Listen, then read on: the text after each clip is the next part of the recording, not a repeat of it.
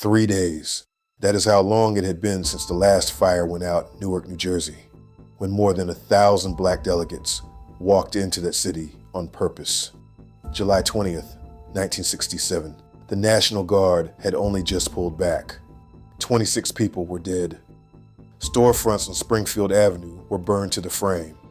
Reporters called it the worst civil disorder in the history of the state. And into that, on schedule, came the first national conference on Black Power. People told the organizers to move it. Pick another city, pick another month, let the smoke clear. They kept the date. To understand why, you have to understand what had happened in Newark that summer. On July 12th, police stopped a black cab driver named John Smith. He was beaten and dragged into the 4th precinct in full view of the housing projects across the street. Word moved through those buildings in minutes. What followed ran for 5 days and ended with the Guard and the state police in the streets.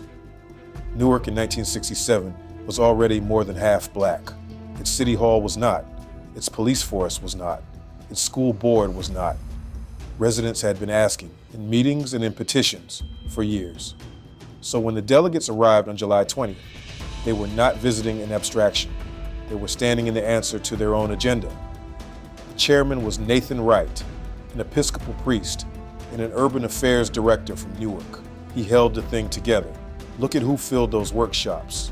Amiri Baraka, the poet, out of Newark itself, Jesse Jackson, James Farmer, who helped found the Congress of Racial Equality, Ossie Davis, the actor, Floyd McKissick, H. Rap Brown, Malana Karenga, who would create Kwanzaa the year before, Cleveland Sellers of the Student Nonviolent Coordinating Committee, Hoyt Fuller, Nathan Hare, Chuck Stone, integrationists and nationalists, preachers and poets, men and women who disagreed in public in the same rooms for 4 days.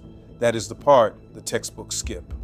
Black Power is taught as one voice shouting. It was an argument, a loud, organized, minuted argument.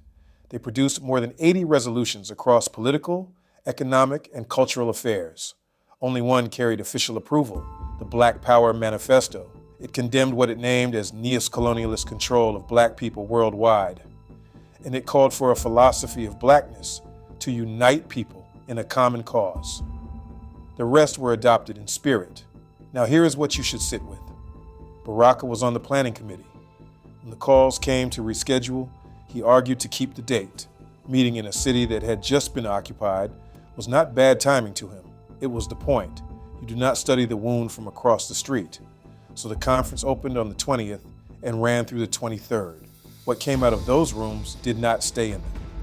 Black studies departments, independent black publishers and presses, community control fights over schools, and in Newark itself, a campaign that ran Kenneth Gibson into the mayor's office in 1970, the first black mayor of a major northeastern city. The men and women in that building were not agreeing on the destination. They were agreeing that the map was theirs to draw. 3 days after the fire, they got in the car. Sankofa Daily, sources in the description. Follow and take one more back with you.